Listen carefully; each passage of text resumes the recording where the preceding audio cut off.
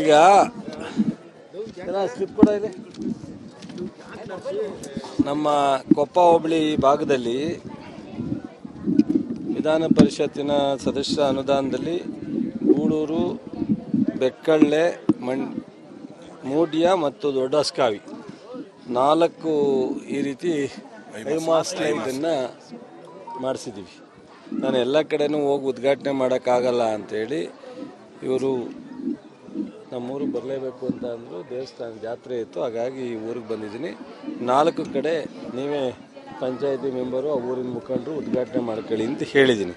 ಅದರ ಜೊತೆಗೆ ಈ SC ST ಅನುದಾನದಲ್ಲಿ ಅಂಬೇಡ್ಕರ್ ಬಡಾವಣೆ ಕೊಪ್ಪ, ಯಡೂನಹಳ್ಳಿ, ದೊಡ್ಡಸ್ಕಾವಿ ಇಷ್ಟು 3 ಒಟ್ಟು 4, 3, 7 ಈ ಒಂದು ಐಮಾಸ್ ಲೈಟನ್ನು ಕೊಪ್ಪ ಹೋಬಳಿನಲ್ಲಿ ಇತ್ತೀಚಿನ ದಿನಗಳಲ್ಲಿ ರಾತ್ರಿ ಹೊತ್ತು ಗ್ರಾಮದೊಳಗಡೆ ಹೆಚ್ಚಿನ ಬೆಳಕು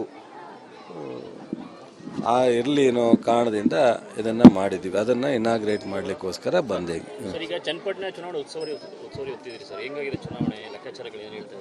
ಚುನಾವಣೆ ಚೆನ್ನಾಗಾಗಿದೆ. ಅವರು ಜನತಾದಳದವ್ರು ನಾವು ಗೆಲ್ತೀವಿ ಅಂತವೆ, ನಾವು ಕಾಂಗ್ರೆಸ್ನ ನಾವು ಗೆಲ್ತೀವಿ ಅಂತವೆ.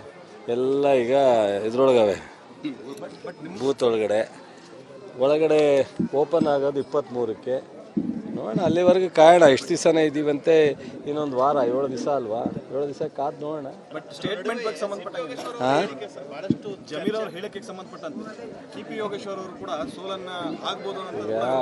ಅವರು ಅಭ್ಯರ್ಥಿಯಾಗಿ ಆತಂಕವನ್ನು ವ್ಯಕ್ತಪಡಿಸಿದ್ದಾರೆ. ಅದನ್ನು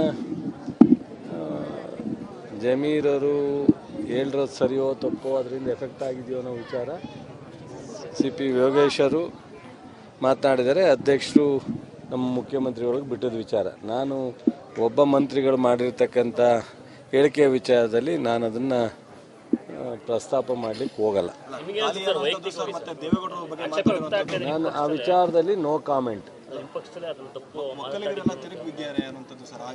ನಾನು ಆ ವಿಚಾರದಲ್ಲಿ ನೋ ಕಾಮೆಂಟ್ ಅಂದೆ. ದೊಡ್ಡವರಿದ್ದಾರೆ, ಪಕ್ಷದ ಹಿರಿಯವರಿದ್ದಾರೆ. ಸಾಫ್ಟ್ ಕಾರ್ನರ್ ಅಂತಲ್ಲ, ನನಗಿಂತ ಹಿರಿಯವರಿದ್ದಾರೆ ಪಕ್ಷದಲ್ಲಿ. ಮುಖ್ಯಮಂತ್ರಿಗಳಿದ್ದಾರೆ, ಉಪಮುಖ್ಯಮಂತ್ರಿಗಳಿದ್ದಾರೆ, ಪಕ್ಷದ ಅಧ್ಯಕ್ಷರಿದ್ದಾರೆ. ಅವರು ಅದನ್ನು ಸರಿ ತಪ್ಪು ಅನ್ನೋ ನಿರ್ಧಾರ ಮಾಡ್ತಾರೆ. ಅವ್ರು ಹೇಳಿದ್ಮೇಲೆ ಮುಗೀತಲ್ಲ, ಇನ್ನು ನಾನು ಯಾಕೆ ಹೇಳಬೇಕು? ಪಕ್ಷದ ಅಧ್ಯಕ್ಷ ಹೇಳಿದ್ಮೇಲೆ ತಿರ್ಗಾ ನಾನು ಯಾಕೆ ಪ್ರಸ್ತಾಪನೆ ಮಾಡಿ? ನಿಮ್ಮ ಮತ್ತು ನಿಮ್ಮ ಸ್ನೇಹಕ್ಕೆ ಸಂಬಂಧಪಟ್ಟಂತೆ ಸರ್, ಕುಮಾರಸ್ವಾಮಿ ಅವರು ಕೊಟ್ಟಿರುವಂಥ ಸ್ಟೇಟ್ಮೆಂಟ್ ಏನು ಹೇಳ್ಬೋದು? ನೀವೇ ಹೇಳಿ. ಈಗ ಆಯಿತು, ನೀವೇ ಹೇಳಿದ್ರೆ, ಅವರು ಒಬ್ಬರು ಮಾಜಿ ಮುಖ್ಯಮಂತ್ರಿಯಾಗಿ ದೇಶ ಆಳದಂಥ ಪ್ರಧಾನಮಂತ್ರಿಯವರ ಮಗ ಈ ರೀತಿ ಬಾಯಿಗೆ ಇಡ್ತಾ ಇಲ್ದಲೆ, ನಾಲ್ಗೆ ಇಡ್ತಾ ಇಲ್ದಲೆ ಬಾಯಿಗೆ ಬಂದಂಗೆ ಮಾತನಾಡಿದ್ರೆ ಅದಕ್ಕೆ ನಾನು ಒಬ್ಬ ಉತ್ತರ ಕೊಡಬೇಕಾ? ಕೊಡೋದು ಸೂಕ್ತ ಅಂತ ಅಂದರೆ ಖಂಡಿತ ಕೊಡ್ತೀನಿ. ಈಗ ಒಬ್ಬ 1 ನಿಮಿಷ ಎಷ್ಟೇ ಎತ್ತರಕ್ಕೆ ಬರಲಿ, ಮಾತಾಡಿದವರೆಲ್ಲ ಮಾತಿನಿಂದ ದೊಡ್ಡವರಾಗಕ್ಕಾಗಲ್ಲ, ನಡವಳಿಕೆಯಿಂದ ದೊಡ್ಡವರಾಗಬೇಕು. ಈಗ ಯಾರೋ ಒಬ್ಬ ನಾನು ಮಂತ್ರಿ ಅಂದ ತಕ್ಷಣ ಒಬ್ಬ ಸಾಮಾನ್ಯ ಜನ, ನಾನು ಮಂತ್ರಿ ಆದ ತಕ್ಷಣ ನನಗೆ 2 ಕೊಂಬಿರಲ್ಲ. ಒಂದು ಪ್ರಜಾಪ್ರಭುತ್ವ ವ್ಯವಸ್ಥೆಯಲ್ಲಿ ಒಂದು ಸ್ವಲ್ಪ ಜನ ನನಗೆ ಗೆಲ್ಲಿಸಿದ್ದಾರೆ, ಒಂದು ಸರ್ಕಾರ ಇದೆ, ಒಂದು ಮಂತ್ರಿ ಕೊಟ್ಟಿದ್ದಾರೆ ತಾತ್ಕಾಲಿಕವಾಗಿ. ನಾನೇನು ಶಾಶ್ವತವಾಗಿ ಮಂತ್ರಿ ಇರಲ್ಲ. ನನಗೆ TV ಯವರು ಬಂದು ಹಿಡ್ದವ್ರೆ ಅಂದ್ಬಿಟ್ಟು ನನಗೆ ದೇವ್ರು ಬಂದಂಗೆ ನಾನು ಮಾತಾಡಿದ್ರೆ ಅಲ್ಲಿ ಕೊನೆಯಲ್ಲಿರೋನು ಇವನಿಗೇನು ತಲೆ ಕೆಟ್ಟಿದ್ದದ ಅಂತ ಅನ್ನಲ್ವಾ? ನಾನು ಅನ್ನಿಸ್ಕೋಬೇಕಾ? ಹೇಳಿ.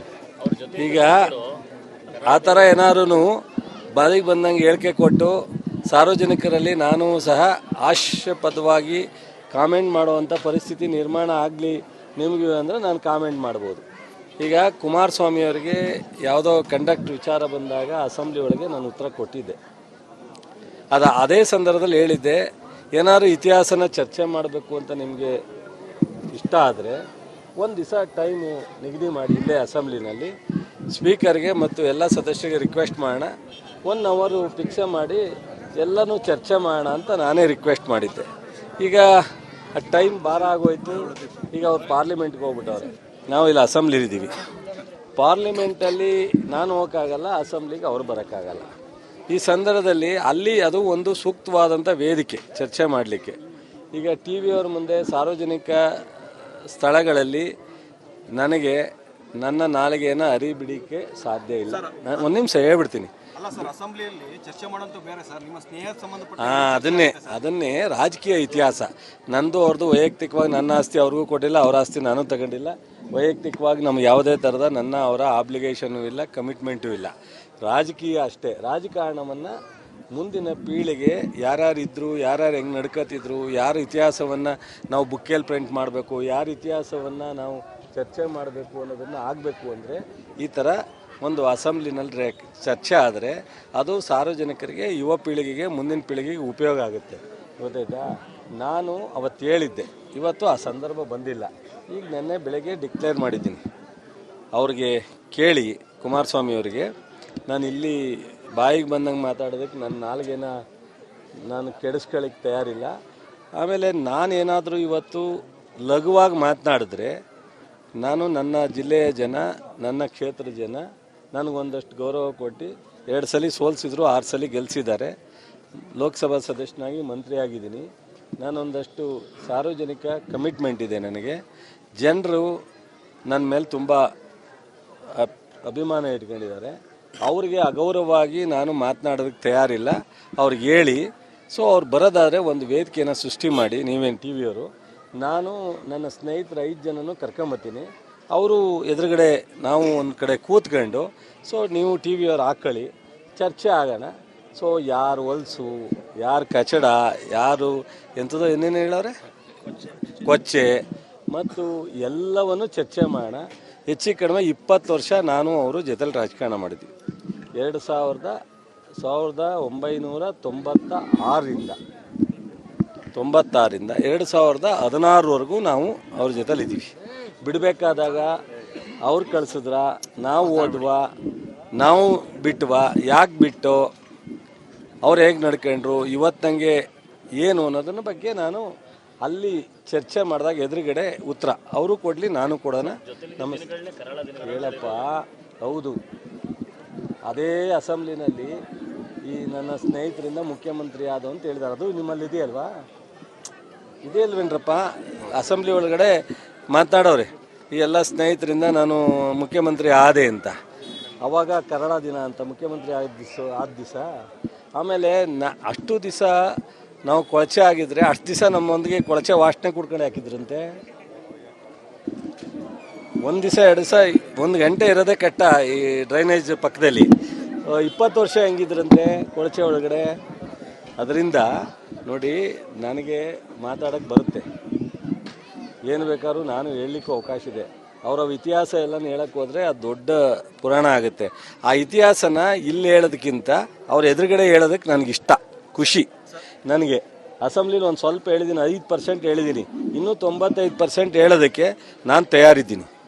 ನಾನು ಕೇಳಿ ಒಂದು ನಿಮಿಷ, ನನ್ನ ಇತಿಹಾಸ ಹೇಳೋಕ್ಕೆ ರೆಡಿ ಇದ್ರೂ ಅವ್ರು ರೆಡಿ ಇರಲಿ. 95% ಇದೆ, ಅದನ್ನು ಹೇಳೋದಕ್ಕೆ ನಾನು, ಪುಟ್ಟಣ್ಣ, ಬಾಲು, ಜಮೀರು, ಭೀಮನಾಯಕು, ಇನ್ಯಾರು ಹೇಳಿದ್ರೆ ಅವ್ರನ್ನೂ ಕರ್ಕೊಂಡು ನಾನು ಒಂದು ದಿವಸ ಡೇಟ್ ಫಿಕ್ಸ್ ಮಾಡಲಿ, ಬರಕ್ಕೆ ತಯಾರಿ. ರಾಜಕಾರಣವನ್ನು ಮೀರಿದಂಥ ಸ್ನೇಹ ಇತ್ತು ಸರ್. ಸ್ನೇಹದಲ್ಲಿ ಕೆಲವೊಂದು ಟೈಮ್ ದ್ವೇಷ ಇರುತ್ತೆ, ಈ ರೀತಿಯ ಮಾತುಗಳು. ನನಗೆ ನೋಡ್ರಿ, ದೇವೇಗೌಡರು ಇವತ್ತು ಸಹ ನನ್ನ ಜೊತೆಯಲ್ಲಿ ಸಿಕ್ಕಿದಾಗ ಮಾತಾಡ್ತೀವಿ, ರೇವಣ್ಣ ಮಾತಾಡ್ತೀವಿ. ಇವರು ನಾನು ಯಾವತ್ತು 96ರಲ್ಲಿ ಇವ್ರ ಪಕ್ಷವನ್ನು ನಾನು ಬಿಟ್ಟು ಹೊರಗಡೆ ಬರಬೇಕು ಅಂತ ನಿರ್ಧಾರ ಮಾಡಿದೆ, ಅವತ್ತಿಂದ ಇವತ್ತವರೆಗೂ ಅವ್ರ ಜೊತೆ ನಾನು ಮಾತಾಡಿಲ್ಲ. ಅವರು ನಾವು ಭೇಟಿ ಮಾಡಿದ್ರೂ ಸಹ ಯಾವತ್ತೂ ಸಂಪರ್ಕ ಇಲ್ಲ. ಅದು ಅವ್ರಿಗೆ ನಮಗೇನು ಯಾರ ಬಗ್ಗೆನೂ ದ್ವೇಷ ಇಲ್ಲ. ರಾಜಕಾರಣ ಅಥವಾ ವಿಶ್ವಾಸ, ಗಂಡ ಹೆಂಡ್ತಿನೇ ಬೆಳಗ್ಗೆ ಡೈವರ್ಸ್ ಆಗುವಂಥ ಕೆಟ್ಟ ಕಾಲ, ಅಪ್ಪ ಮಕ್ಕಳೇ ಒಂದು ಕಡೆ ಬದುಕುವಂಥ ಕಾಲ.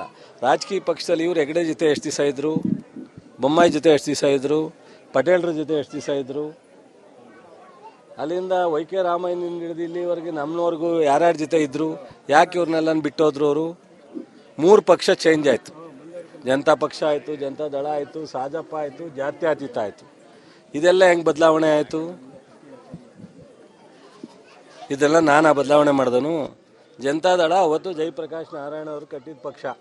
ಅದಾದಮೇಲೆ ಜನತಾ ದಳ ಆದಮೇಲೆ ಸಾಜಪ್ಪ ಆಯಿತು. ಅದಾದಮೇಲೆ ಜಾತ್ಯತೀತ, ಇದು ಇನ್ನೊಂದು ಜನತಾ ಪಕ್ಷ ಆಯಿತು. ಅದಾದಮೇಲೆ ಈಗ ಜಾತ್ಯತೀತ ಜನತಾ ದಳ ಆಗಿದೆ. ಎಷ್ಟೋ ಜನ ಲೀಡ್ರ್ಗಳನ್ನ ಬಿಟ್ಟು ಇವರು ಕೊನೆಗೆ ಇವ್ರ ಸಪ್ರೇಟು ಐಡೆಂಟಿಟಿ ಇವ್ರ ಕುಟುಂಬದ ಒಂದು ಪಕ್ಷ ಆಗಿ ಇವತ್ತು ಉಳಿದಿದೆ. ಇದನ್ನು ಇತಿಹಾಸ ಹೇಳ್ಬೇಕಲ್ಲ. ಅವ್ರೂ ಸಿದ್ದರಾಮಯ್ಯನವ್ರು ಬಿಟ್ಟು ಬಂದಿದ್ದಾಲಿ, ವೈ.ಕೆ. ರಾಮಯ್ಯನವ್ರು ಬಿಟ್ಟು ಬಂದಿದ್ದಾಲಿ, ಯಾರು ನಮ್ಮ ಗೋವಿಂದೇಗೌಡರು ಚಿಕ್ಕಮಗಳೂರು ಮತ್ತು ನಾಗೇಗೌಡರು ಇರ್ಬೋದು, ಬೈರೇಗೌಡರು ಇರ್ಬೋದು, BL ಶಂಕರ್ ಇರ್ಬೋದು. ಈ ಥರ ಬೇಕಾದಷ್ಟು ಇತಿಹಾಸ ಇದೆ. ಅದನ್ನೆಲ್ಲ ನಾನು ಇದೆಲ್ಲ ಹಿಸ್ಟ್ರಿನಲ್ಲಿ ರೆಕಾರ್ಡ್ ಆಗಬೇಕು ಅಂದರೆ ಅಸೆಂಬ್ಲಿನಲ್ಲಿ ಚರ್ಚೆ ಮಾಡಬೇಕು. ಸೊ ಅದು ನೀವೇ ಹೇಳಬೇಕು, ನಾನೇ ಕೇಳಲಿ, ಇಲ್ಲ ಅವರೇ ಹೇಳಬೇಕು. ನಾವು ಈ ಥರ ಇಲ್ಲಲ್ಲಪ್ಪ ನಾವು ಇದ್ದೋ ಅಂತ. ಈಗ ಹೆಗ್ಡೆಯವರು ಅವರು ಎಷ್ಟು ದಿವಸ ಚೆನ್ನಾಗಿದ್ರು, ಜಯಂತ್ ಪಟೇಲ್ರು ಅವರು ಎಷ್ಟು ದಿವಸ ಚೆನ್ನಾಗಿದ್ರು. ಸೊ ವೈ.ಕೆ. ರಾಮಯ್ಯನವ್ರ ಜೊತೆ ಯಾಕೆ ಶಾಶ್ವತವಾಗಿ ಚೆನ್ನಾಗಿರೋಕ್ಕಾಗಲಿಲ್ಲ, ಇದನ್ನೆಲ್ಲ ಅವರೇ ಹೇಳ್ಬೇಕಲ್ಲ ದಣಿ. ನಾನು ಹೇಳೋಕ್ಕಾಗುತ್ತಾ? ನಾನು ಹೇಳಿದ್ರೆ ಇದೇನೋ ಒಂದು ನಮ್ಮ ಇಲ್ಲಿ ನಿಂತಿರೋ ನಮ್ಮ ಜನವೇ ಎಷ್ಟೋ ಜನ ಯಾಕೆ ಇವ್ರು ಹೇಳಿದ್ರು ಅಂತಲೂ ಕೇಳ್ಬೋದು. ಅವರೇ ಹೇಳಲಿ ಇತಿಹಾಸವನ್ನು. ಅದರಿಂದ ಇದು ಅಸೆಂಬ್ಲಿನಲ್ಲಿ ಚರ್ಚೆ ಆದರೆ ಭಾಳ ಸೂಕ್ತವಾದಂಥ ವಿಚಾರ. ಸೊ ಅಸೆಂಬ್ಲಿಗೆ ನಾನು ಬರಂಗೆ ಮಾಡಲಿಲ್ಲ, ಅವ್ರು ಪಾರ್ಲಿಮೆಂಟ್ಗೆ ಹೋಗಿದ್ದಾರೆ, ಇನ್ನೂ ಉನ್ನತ ಸ್ಥಾನಕ್ಕೆ ಹೋಗಿದ್ದಾರೆ ಮಂತ್ರಿಯಾಗಿ. ಅದಕ್ಕೋಸ್ಕರ ನಾನು ನಮ್ಮ ಮಾಧ್ಯಮ ಸ್ನೇಹಿತರಿಗೆ ಹೇಳಿದೆ, ಅವ್ರು ಬರೋಕ್ಕೆ ರೆಡಿ ಇದ್ದರೆ ನಿಮ್ಮ ಮುಂದೆ ಇಲ್ಲೂ ಆಹ್ವಾನ ಕೊಡ್ತಾಯಿದ್ದೀನಿ.